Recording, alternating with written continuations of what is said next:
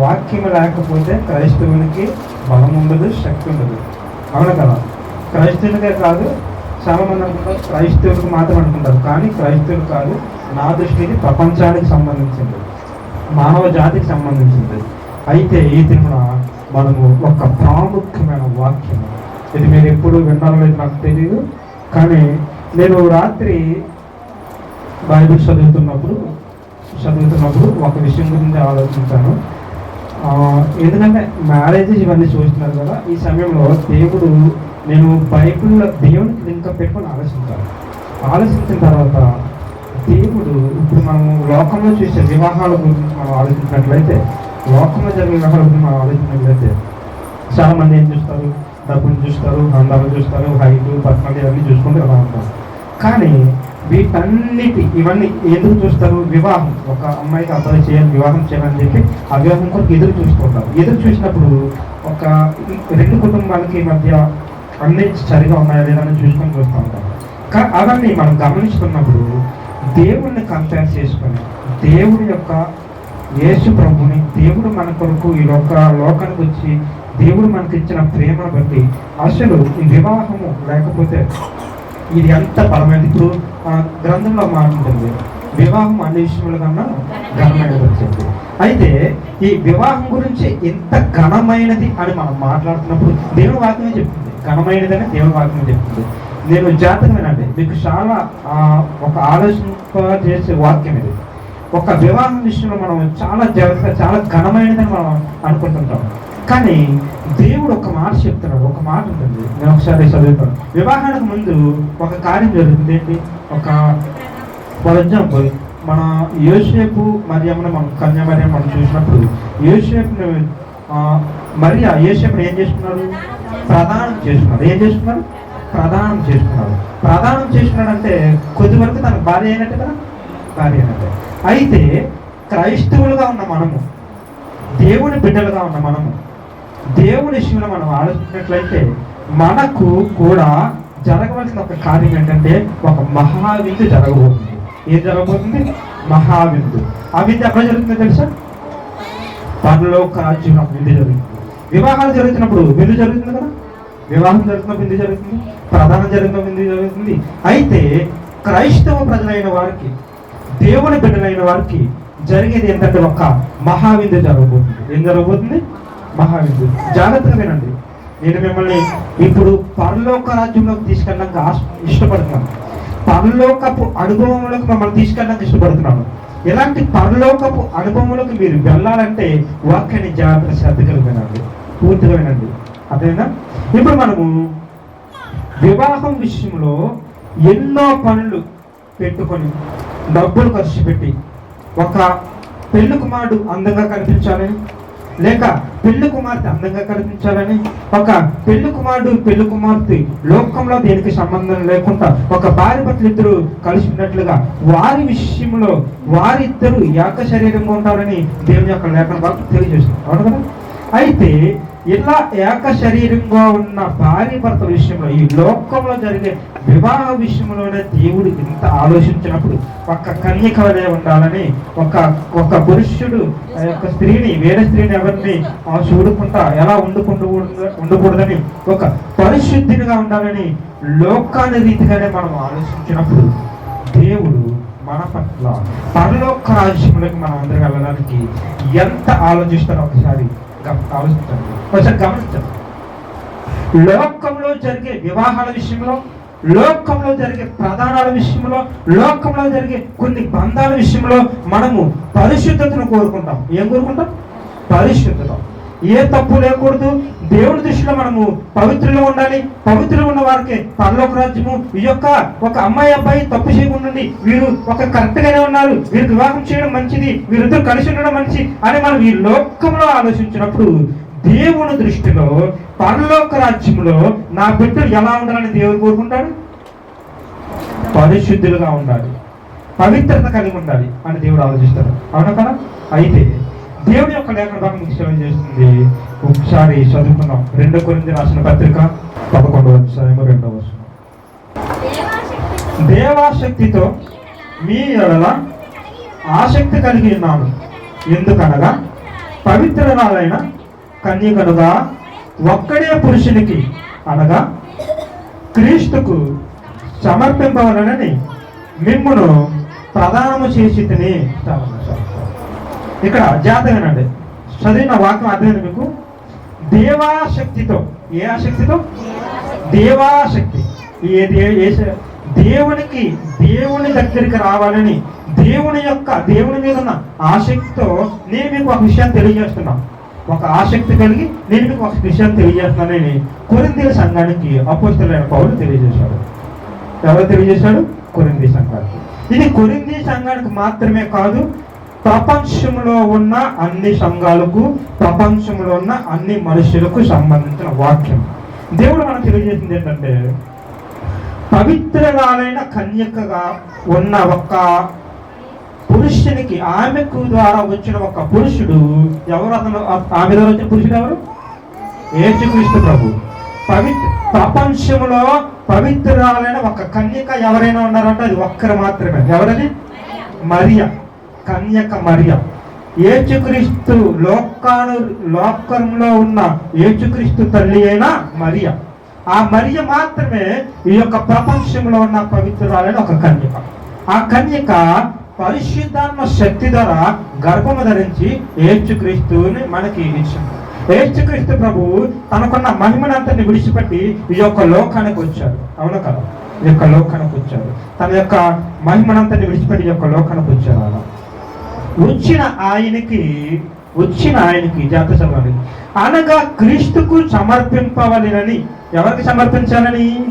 క్రీస్తుకు సమర్పించాలని మిమ్మును ప్రదానము చేసి తిని అని రాయబడింది. ఏం చేస్తారు? క్రీస్తుకి ప్రదానం చేస్తున్నారు. ఎవరిని క్రీస్తు ప్రదానం చేస్తున్నారు? ఒక పెళ్లి కుమారునికి ఎవరు ప్రదానం చేస్తారు? ఒక పెళ్లి కుమార్తె ప్రదానం చేస్తారు. అవునా? పెళ్లి కుమారునికి పెళ్లి కుమార్తెను ప్రదానం చేస్తారు. అయితే ఈ లోకంలో జరిగే వివాహం విషయంలో పెళ్లి కుమార్తెను ఏ విధంగా అయితే మనం ప్రదానం చేసి వారిద్దరికి మనకి జరుగుతున్న కలిసిన ప్రకారం మనం ఏంటి, ఒక పెళ్లి కుమార్తెకి ఒక ప్రదానం జరగాలని మనం ఏం చేస్తాము? ఒక చేతికి ఒక రింగు తొలగిస్తాం. అవునా? లేదంటే కొన్ని చోట్ల ఏం జరుగుతుందంటే ఇరువురు అమ్మాయి అబ్బాయి ఏం చేస్తారంటే బైబిల్ మార్చుకుంటారు, లేకపోతే ఇరువురు యొక్క చేతులు కలుపుతారు. ఇలా కొన్ని రకాల మా దేశంలో మనం ప్రపంచవ్యాప్తంగా కొన్ని సాంప్రదాయాలు ఉన్నాయి. వాటి ప్రకారం ప్రధానం అనేది ఒకటి జరుగుతుంది. అవునా కదా? ఒక చోట ఎలా ఉంటుందంటే, ఇజ్రాయెల్ దేశం మనం చూసినట్లయితే అక్కడ ముసుగు వేయడం, ముసుగు ద్వారా వాళ్ళని ఒక పక్క నుంచి నిలబెట్టడం. యేసు సమయంలో ఏం జరిగింది? పాత నిబంధన కాలం జరిగిన విషయం ఏంటంటే, ప్రధానంగా జరిగేది కొన్ని కుటుంబ సభ్యులందరినీ పిలుకొచ్చి వీళ్ళిద్దరికి వివాహం చేస్తామని చెప్పి మాట్లాడి పెద్దల మధ్యలో పెట్టి అక్కడ పెట్టిన తర్వాత అక్కడ వాళ్ళందరికీ ఏమి ఏర్పాటు చేస్తారు? విందు ఏర్పాటు చేస్తారు. ఏమి ఏర్పాటు చేస్తారమ్మా? విందు ఏర్పాటు. భోజనం. విందు అంటే భోజనం. అందరికి భోజనాలు పెడతారు కదా, పెళ్ళికి ప్రధానంగా భోజనాలు పెడతారు కదా, మనందరికి తింటాం కదా. ఇలాగా ఆ వివాహాల్లో, ఆ ప్రధానంలో విందు జరుగుతుంది.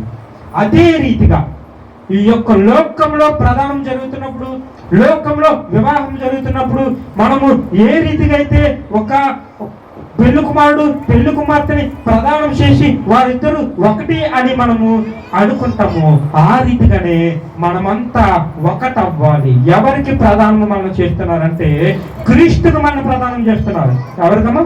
క్రీస్తుకి.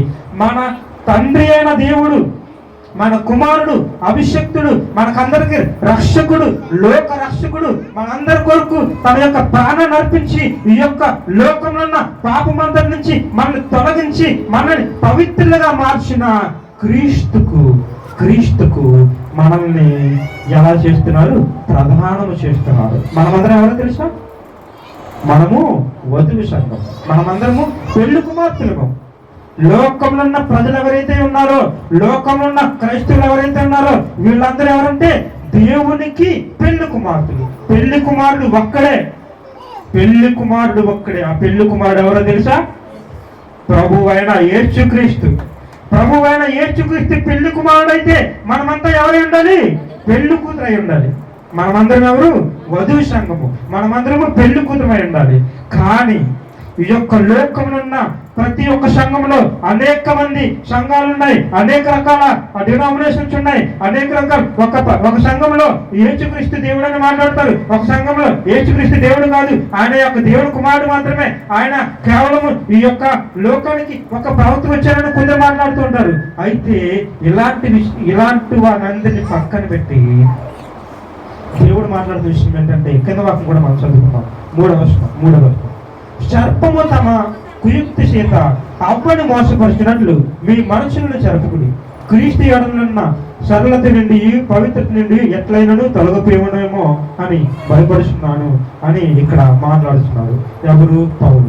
4వ వచనం మనం గమనించినట్లయితే అనగా వచ్చిన వాడెవడైనాను నేనైనా, వచ్చిన వాడెవడైనా నేను, ప్రసన్న కుమార్ నేనైనా, జాన్ వెస్లీ అయినా, మీ పాస్టర్ గారైనా, ఇంకొక పలానా పాస్టర్ గారైనా, ఇంకెవరైనా ఎవరైనా వాక్యాన్ని ప్రకటించడానికి వచ్చినప్పుడు, జాతరనండి, వాక్యాన్ని ప్రకటించడానికి వచ్చినప్పుడు మేము ప్రకటింపని మరి యొక్క యేసుని ప్రకటించిన, లేక మీరు పొందని మరి యొక్క ఆత్మను మీరు పొందిన, మీరు అంగీకరింపని మరి యొక్క సువార్త మీరు అంగీకరించినను మీరు వారిని గూర్చి సహించుట యుక్తమే అని ఇక్కడ మాట్లాడుతున్నారు.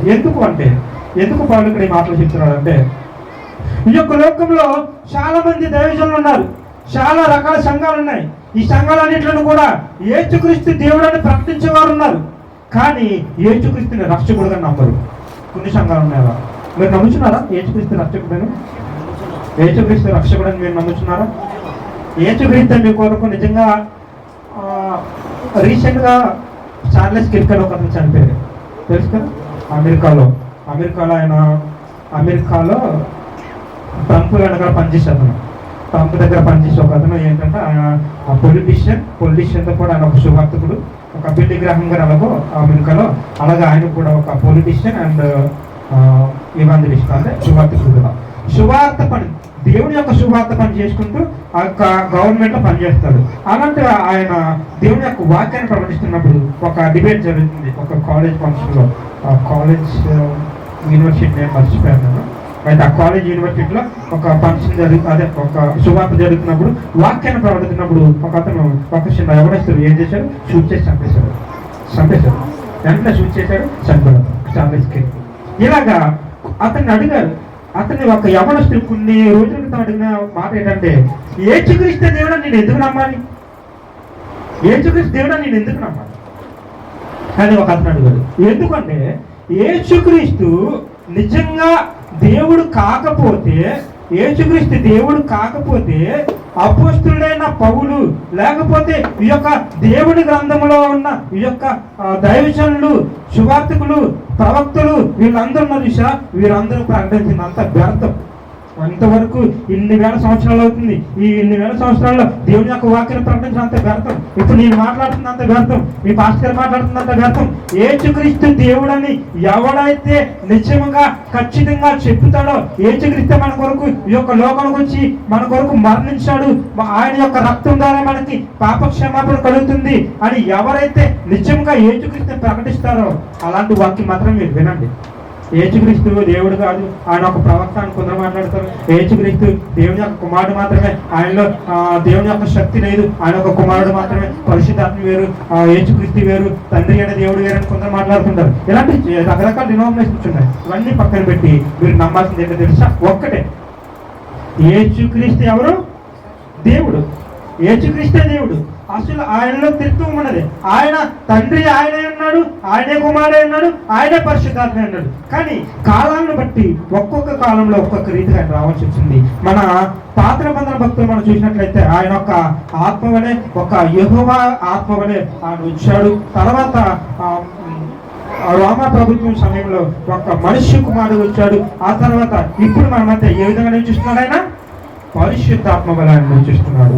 ఆయన అప్పుడు ఇప్పుడు ఎల్లప్పుడూ సదాకాలము యుగ యుగములు మనతో ఒకే రీతిగా ఉండే దేవుడు యేసుక్రీస్తు.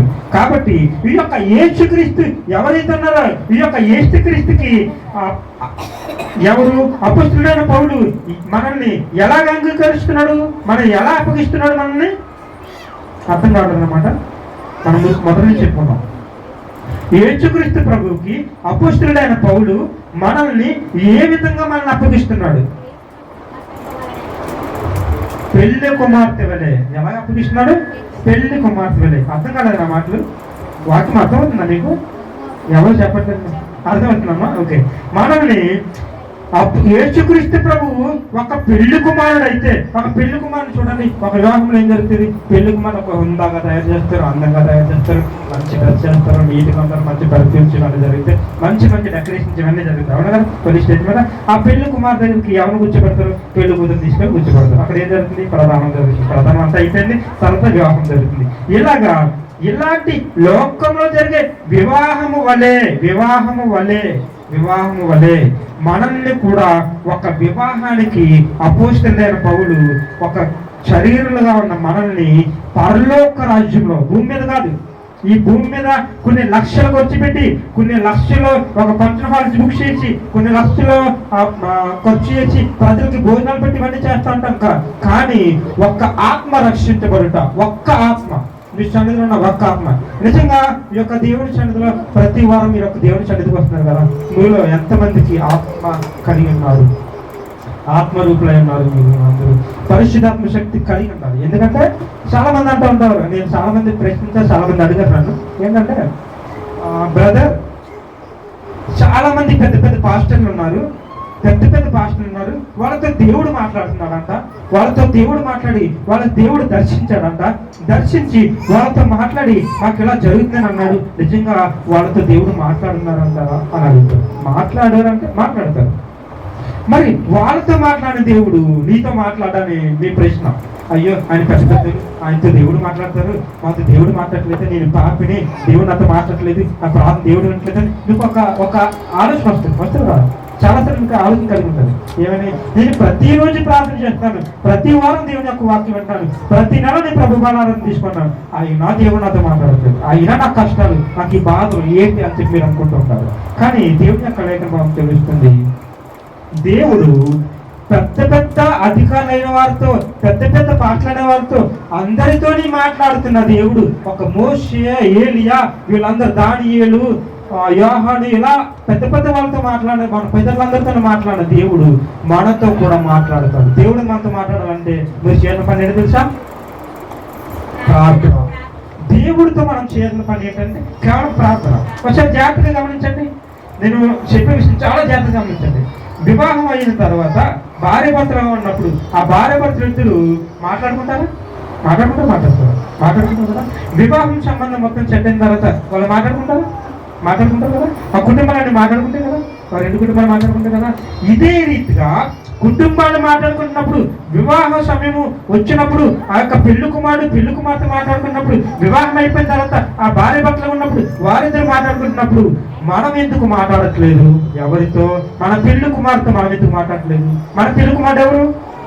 యేసయ్య. మన పెళ్లి కుమారుడు ఎవరు? యేసయ్య. ఈ పెళ్లి కుమార్తె మనం మాట్లాడాలి కదా. ఈ పెళ్లి కుమార్తె మనం మాట్లాడితేనే కదా ఆ పరలోక రాజ్యంలో ప్రవేశం ఉంటుంది. ఇప్పుడు పెళ్లి అన్ని వివాహాలన్నీ జరుగుతాయి. పెళ్లి కుమార్తెగా మనం ఏర్పాటు చేసినప్పుడు వారిద్దరు మాట్లాడుకున్న తర్వాత వారిద్దరి యొక్క అండర్స్టాండింగ్ బట్టి ఆ కుటుంబాలు రెండు సంతోషంగా వారి జీవితాంతకాలం సుఖంగా ఉండగలరు. అవునా కదా? మరి ఈ యొక్క లోకంలోనే మనం ఇంత గమనించినప్పుడు, ఇంత ఆలోచన చేసినప్పుడు, ఈ పరలోకానికి సంబంధించిన వివాహములో, ఈ యొక్క మహావివాహము, పరిశుద్ధ వివాహము, ఈ యొక్క మహా విందులో మనము ప్రవేశిస్తున్నప్పుడు మన పెళ్లి కుమారుడు ఎవరు? యేసయ్య. పెళ్లి కుమారుడు దగ్గరికి పెళ్లి కుమార్తె వెళ్తున్న మనం అందరము ఏం చేయాలి? ప్రతిరోజు మాట్లాడలేదా? మరి ఎంతమంది మాట్లాడుతున్నారు పెళ్లి కుమార్తె? ఎంతమంది మాట్లాడుతున్నారు పెళ్లి కుమార్తె? మన పెళ్లి కుమారుడు ఎవరు? యేసయ్య. మీకు అర్థమవుతున్న వాక్యము? అర్థమవుతుంది కదా. మనము ఈ యొక్క పెళ్లి కుమారుతో మనం మాట్లాడాలి, ఆ పెళ్లి కుమారుడు పక్కన మనం కూర్చోవాలి, ఆ పెళ్లి కుమారుడు దగ్గరికి ఆ పరలోక రాజ్యంలో ఉన్న ఆ సభ పెళ్లి విందు, ఆ పెళ్లి సభలోకి మనం ప్రవేశించాలంటే మనం ఏం చేయాలి? ఆ పెళ్లి కుమారుతో మాట్లాడాలి కదా. ఎప్పుడు మాట్లాడి? ప్రతిరోజు మాట్లాడాలి. నీకు సమయం ఉన్నప్పుడు, అనుకూలమైన సమయం అంతా నీకున్న ప్రతి సమయంలో, కొన్ని నిరాశ పదార్థంలో ఉంటుంది, అనుకూలమైన సమయం వచ్చినప్పుడు నేను మాట్లాడతాను. అనుకూలమైన సమయం వచ్చినప్పుడు మనం ఏం చేయాలి? ప్రార్థన చేయాలి. ప్రార్థన చేసినప్పుడు దేవుడు ఏం చేస్తారంటే ప్రార్థన వింటారు. మనము ఈ యొక్క లోకంలో ఉండి బంధాల విషయంలో మనకు ఇప్పుడు మీ యొక్క ఒక రిలేషన్షిప్ ఉన్నారు, మీ యొక్క బంధువులు ఉన్నారు, మీ బంధువులు మీ బంధువులతో మీరు పదే పదే మాట్లాడుతుంటేనే వాళ్ళు మీతో కలిసి ఉంటారు, అవునా? లేదు సంవత్సరంకి ఒకసారి 10 సంవత్సరాలకు ఒకసారి మాట్లాడుతాను, నెలకొకసారి మాట్లాడుతుంటే వాళ్ళు మీతో అన్ని పంచుకుంటారు. ప్రతి దినము నీ యొక్క బాధ, నీ కష్టం, నీకున్న పరిస్థితి, నీకున్న ఎలాంటి పరిస్థితి అయినా సరే నీవు నీ బంధువులతో నీ పంచుకుంటే వారు నీకు ఏదైనా చేయడానికి అవకాశం ఉంటుంది, అవును కదా? అవకాశం ఉంటుంది. అలాగే ప్రతిదినం మనం చేయాల్సింది ఏంటి? మన పెళ్లి కుమారుడైన యేసుక్రీస్తు మనం ఏం చేయాలి? ప్రతిదినం మన బాధ చెప్పుకోవాలి. ప్రభువా, నా పరిస్థితి ఇది, నా కుటుంబంలో ఒక రక్షణ లేదు, నా కుటుంబంలో ఎవరు మారుమంచి పొందట్లేదు, లేదా నేనే సరిగా నడవలేకపోతున్నాను, నా జీవితం బాగాలేదు, నేను ఎన్నో ప్రయత్నాలు చేసినా కూడా నాకు ఏమీ జరగట్లేదు అని చెప్పేసినప్పుడు మనము అడిగితే మన తెలుగు మాట మనం చేయరంటారా? చేస్తారా? ఇప్పుడు బాగా గమనించండి, ఒక పెళ్ళి అవుతున్న నూతన వివాహం జరిగినప్పుడు ఆ పెళ్లి కూతురు ఏదైనా పెళ్లి కొడుకుని అడిగితే పెళ్లి కొడుకు చేయనంటారా? చేస్తారా? నాకు పలానా చోటుకి వెళ్ళాలనుకున్నాము, మనం పలానా చోటుకి వెళ్దాం, ఒక టూరిస్ట్ ప్లేస్కో, లేకపోతే ఒక దేవుని యొక్క మందిరానికో, లేకపోతే నాకు ఒక సంఘానికి వెళ్ళాలని, మన రాష్ట్రంలో మెదక్ చర్చ్ చాలా పెద్దది కదా, ఆ చర్చ్ దగ్గరికి వెళ్ళాలంటే నేను అక్కడ తీసుకెళ్ళాలంటే పెళ్లికి మరి తీసుకెళ్తారా? మరి మనం ఎందుకు అడగట్లేదు దేవుడిని అడిగితే ఇవ్వడా? అందుకే మనము ఏ రీతిగా ఉండి మనము అడిగితే దేవుడు ఇస్తాడంటే మనము పెళ్లి కుమార్తెలా అయిపోవాలి. మనం ఎలా అయిపోవాలి? పెళ్లి కుమార్తె. మనము పెళ్లి కుమార్తెలా మనం మారిపోవాలి అంటే దీనికి అర్థం ఏంటంటే దేవుడు ఏమై ఉన్నాడు? పరిశుద్ధత కలిగి ఉన్నాడు. ఆయనలో ఉన్నది ఏంటి? పరిశుద్ధాత్మ శక్తి. ఆయన పరిశుద్ధుడు, పవిత్రమైన ఆత్మ కలిగి ఉన్నాడు. ఆయన పరిశుద్ధుడు, ఆయనలో ఏ పాపము లేదు. కాబట్టి మనం కూడా ఎలా మారిపోవాలి? పరిశుద్ధులుగా మారిపోవాలి. మనం కూడా పరిశుద్ధులుగా మారిపోయి ఇప్పుడు ఒక భార్యకి, ఒక భర్తకి, ఒక భార్య తనకి ఇష్టానుసారంగా మారిపోతే వాళ్ళతో కలిసి తన కోసం ఏదైనా చేయడానికి ఇష్టపడతారు కదా, అవునా కదా? ఆ రీతిగానే మనమందరికీ మన పెళ్లికు మాడిన యేసుక్రీస్తు ఇష్టంగా, దేవుడికి ఇష్టమైన పనులు ఏంటి? ఒకే ఒక మాట, దేవుడికి ఇష్టమైన పనులు ఒక మాటలో చెప్పండి కదా. మనమందరం ఏమండాలి? పరిశుద్ధులమై ఉండాలి. దేవుని మీరు చూడాలంటే హృదయ శుద్ధి గలవారు ఎవరిని చూస్తారు? దేవుని చూస్తారు, అంతేనా? మన హృదయాన్ని మనం శుద్ధి చేసుకోవాలి. మనలో పాపం ఉండకూడదు, మనలో ఏ దోషం ఉండకూడదు, మన ఈ లోకంలో ఉండే మనుషులతో మన సంబంధం ఉండకూడదు. అందుకని ఒక మాట చెప్తాడు దేవుడు, ఈ యొక్క లోకంలో ఉన్న వెలుగుతో చీకటికి ఏమి సంబంధం?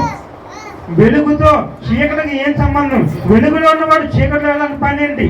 ఈ లోకంలో ఉన్న అవిశ్వాసులతో విశ్వాసులకు ఏంటి సంబంధం? విశ్వాసం ఉన్న నీకు ఎవరితో సంబంధం ఉండాలి? విశ్వాసం ఉంటే విశ్వాసులతోనే సంబంధం ఉండాలి. ఎవరితో సంబంధం ఉండాలి? విశ్వాసులతోనే. దేవుని యొక్క ప్రజలతో నీకు సంబంధం ఉండాలి. ఈ యొక్క లోకంలో ప్రజలతో నేను పట్టించుకోవద్దంటే పట్టించుకో, వాళ్ళతో కూడా మాట్లాడి వాళ్ళని ఏం చేయాలి? విశ్వాసులుగా మార్చు. దేవుడు అందుకే నేను పంపించాడు. ఈ లోకంలో ఇంకా బ్రతికున్నావంటే నువ్వు ఇంతవరకు నీ యొక్క దేవుని యొక్క మందిరానికి వచ్చి నువ్వు సజీవంగా ఉన్నాడో కారణం ఏంటో తెలుసా?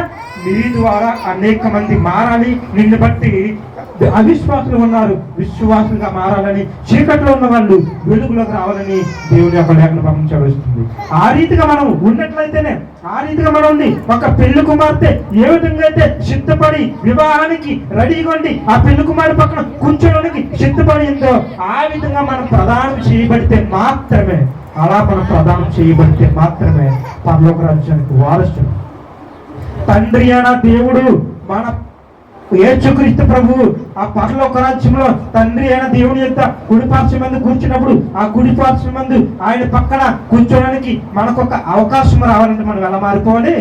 పెళ్లి కుమార్తె వలె మారిపోవాలి. దేవునికి స్తోత్రం. హల్లెలూయా, హల్లెలూయా. అర్థమవుతుందా? నా మాటలు అర్థమైందా మీకు? దేవుడు ఎందుకు నాకు ఈ యొక్క ఆలోచించాడు రాత్రి. నేను ఆలోచిస్తున్నప్పుడు అవును, ఈ యొక్క లోకంలో వివాహాల విషయంలో అంత ఆలోచిస్తున్నప్పుడు నిజంగా మనమంతా ఎవరై ఉన్నాము? దేవుడికి వధువు సంఘమై ఉన్నాం.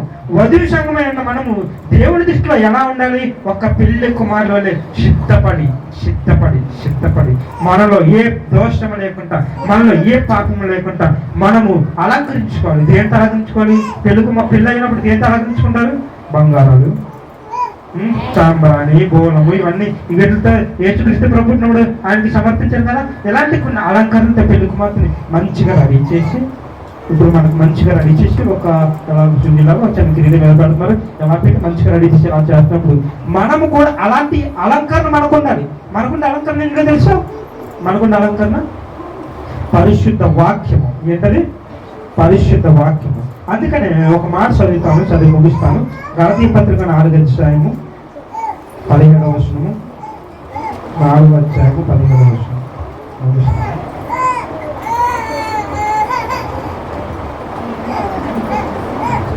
4వ అధ్యాయం 17వ వచనం. వారు మీ మేలు కోరి మిమ్మును ఆసక్తితో వెంటాడువారు కాదు, మీరే తమ్ముడు వెంటాడవని మిమ్మును బయటికి త్రోసివేయగోరుచున్నారు. ఇది ఎవరి కోసం అంటే, ఎవరైతే మళ్ళీ 19వ వచనం చదువుతాను. నా పిల్లలారా, క్రీస్తు స్వరూపము మీ యందు ఏర్పాటు వరకు మీ విషయమై నాకు ప్రసవ వేదన కలుగుతున్నది. దేవునికి స్తోత్రం, హల్లెలూయా. ఈ వాక్యం నాతో కూడా అందరూ చదవండి. నా పిల్లలారా, క్రీస్తు స్వరూపము మీ యందు ఏర్పడి వరకు మీ విషయమై మరలా నాకు ప్రసవ వేదన కలుగుతున్నది. ప్రసవ వేదన అంటే ఏంటమ్మా? ప్రసవ వేదన. ప్రెగ్నెంట్ అవుతుంది ఒక ఆవిడ. ప్రెగ్నెంట్ అయిన తర్వాత ప్రసూతి సమయం వచ్చినప్పుడు పిల్ల ఒక శిశువు ఎవరైతే బయటకు వచ్చే సమయం అవుతుందో 9 నెలలు అయిపోయిన తర్వాత ఏం కలుగుతుంది? ప్రసవ వేదన కలుగుతుంది. దీన్ని బట్టి ఇక్కడ గలతీయులకు రాసిన పత్రికలో పౌలు ఏం తెలియజేస్తున్నారంటే, మీరు క్రీస్తుని బట్టి మీరంతా ఏమైందని, క్రీస్తు యందు మీరు సిద్ధపరచబడాలని, క్రీస్తు వల్లే మీరు మారిపోవాలని, క్రీస్తు వల్లే మీరంతా ఉండాలని, క్రీస్తు స్వరూపము. ఏ స్వరూపము? క్రీస్తు స్వరూపము మీ అందరికీ ఉండాలని ప్రసవ వేదన. అంటే ఎంత బాధపడుతున్నా వచ్చారు. ఒక స్త్రీ తన ప్రసవ వేదన పడుతున్నప్పుడు ఎంత బాధపడతారో మీకు అందరికీ తెలుసు. అలాంటి ప్రసవ వేదన దేవుడి యొక్క ఆత్మను రక్షించే విషయంలో మన అపొస్తలుడైన పౌలు ఎంతో బాధపడుతూ ఈ యొక్క మాటను మనం తెలియజేస్తున్నాం. మనం ఏమైందని? క్రీస్తు స్వరూపము కలిగి ఉండాలి. క్రీస్తు స్వరూపం ఎప్పుడైతే మనం కలిగి ఉంటామో, ఆ పెళ్లి కుమారుడైన యేసుక్రీస్తు ప్రభు యొక్క స్వరూపం ఏ విధంగా ఉందో, ఆయన పరిశుద్ధులుగా ఆయన మనం మారినప్పుడు లోకంలో ఉన్న ఒక పెళ్లి కుమారుని కొరకు ఆ పెళ్లి కుమారుని ఏమొస్తుంది? నేను ఆ పెళ్లి కుమారునికి నేను నూతనంగా వివాహం చేసుకోవాలనుకున్నాను. ఆ పెళ్లి కుమారునికి నేను ఇష్టంగా ఉండాలి, ఆయనకు నేను నచ్చాలి, ఆయనకు నచ్చే విధంగా నేను మారిపోవాలని చెప్పి తను ఏ విధంగా ఆసక్తి కలిగి పెళ్లి కుమారుడు కొరకు సిద్ధపడుతుందో అదే రీతిగా మనం కూడా ఏమవ్వాలి? తనకి నచ్చినట్టుగా ఆయన వలే. చాలా మంది అంటూ ఉంటారు, చాలా నేను విన్నాను ఈ మాట, మీ భార్య కూడా నీలాగే, నీ భార్య కూడా నీలాగే మాట్లాడతారు. అవునా? భార్య భర్తలు అన్నప్పుడు దేవుడు ఏం చెప్పాడు?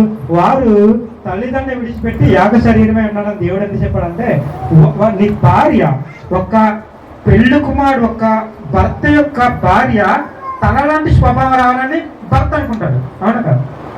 అనుకుంటాడు. ఇప్పుడు ఇంట్లో ఏదైనా కష్టం జరుగుతుంది, తనకి సపోర్ట్ చేయాలి, నా భార్య నాకు సపోర్ట్ చేయాలని భర్త అనుకుంటాడు.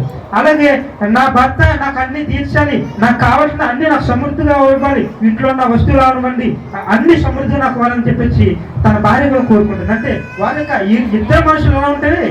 ఏకరీతిగా ఉంటాయి, ఒకటే మనస్తత్వం కలిగి ఉంటాయి. అంటే ఎలా ఉంటుంది? ఒకటే స్వరూపం. అవునా కదా? భార్య భర్త ఇద్దరిది ఒకటే స్వరూపం ఉంటుంది. అదే రీతిగా క్రీస్తు స్వరూపములోనికి మన ప్రియుడు, మన యొక్క వధువైన యేసుక్రీస్తు యొక్క స్వరూపంలోకి మనమందరము మారిపోవాలనే ఉద్దేశంతో నేను ఏం కలిగి ఉన్నాను?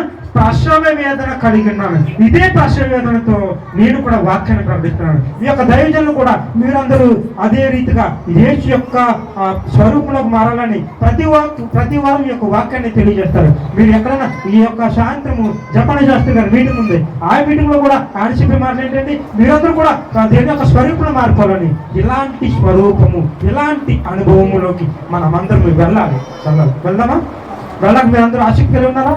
అందరూ నేను మీకు అందరికీ తెలియజేసే విషయం ఏంటంటే, మనము యేసుక్రీస్తుకి ఎలా అంగీకరింపబడాలంటే ఒక పెళ్లి కుమార్తె వలె మనము ప్రదానం చేయబడాలి. మొట్టమొదటిసారి మీరు ప్రదానం చేయబడాలంటే ఏంటంటే, ఈ లోకంలో ఉండి మీరు చేసే పని ఏంటంటే, ప్రతిదినము బైబిల్ చదవండి. ప్రతిదినం ఏం చేయాలి? బైబిల్ చదవాలి. ప్రతిదినము దేవుడితో మాట్లాడండి. మీ యొక్క రాబోతున్న భర్త ఎవరు, మీ యొక్క భర్త ఎవరు, మీ యొక్క వధువు ఎవరు, యేసుక్రీస్తు ప్రతిరోజు మాట్లాడండి. అంటే ఏంటి? ప్రార్థన చేయాలి. ప్రతిదినము వాక్యం చదవండి. ఆయన మీకు ఒక లెటర్ ఇచ్చాడు. చాలా మంది యొక్క లోకంలో లవ్ లెటర్ అంటారు, చూసారా? మీ లవ్ లెటర్ అనుకోండి. ఈ యొక్క లవ్ లెటర్ చదవండి. ప్రతిదినము చదవండి. ఈ యొక్క లవ్ లెటర్ చదవండి. దేవుడు మీతో ప్రేమతో మాట్లాడతాడు. దేవునికి స్తోత్రం. హల్లెలూయా. ఆ రీతిగా మీరు అందరూ సిద్ధపడి వధు సంఘం కొరకు ఈ యొక్క లోకమున మనం వివాహానికి ఏ విధంగా సిద్ధపడతామో, ఈ యొక్క ప్రధానంగా ఏ విధంగా సిద్ధపడతామో ఆ రీతిగా దేవుడు మనందరినీ ఏర్పాటు చేసుకొని ప్రదానం చేసుకున్నాడు. ఎలాగంటే తన యొక్క రక్తము కాచి మన బాధనంతటిని భరించి మనందరి కొరకు ఒక్కసారి మరణం పొంది మనలందరినీ ఆయన ప్రదానం చేసుకున్నారు. ఈ ప్రదానంలో మీరు కంటిన్యూ అవ్వాలంటే ప్రతిదినం మీరు దయచేసి దేవుని యొక్క వాక్యాన్ని నిర్లక్ష్యం చేయకుండా ఆయనతో ప్రతిదినము మాట్లాడండి. ఆయనకి దగ్గర అండి. దేవుడు మీతో ప్రతిదినము ఆయన కూడా మీతో ఉండి మీ అందరూ ప్రేమ కలిగి మిమ్మల్ని అందరినీ పరలోక రాజ్యానికి తీసుకెళ్ళడానికి ఆయన ఎంతో ఆసక్తి కలిగి ఎదురు చూస్తున్నాడు. మనమందరము కూడా ఆయన యొక్క రాకడ కొరకు ఎదురు చూసి ఆ యొక్క పరలోక రాజ్యంలో ఉన్న మహాబిందులో మహా వివాహంలో మనమందరము కలుసుకోవాలి ఆయనతో పాటు. అట్టి కృప మనందరికీ దేవుడు దయచేసి మనల్ని అందరినీ దీవించి ఆశీర్వదించుగాక. ఆమేన్.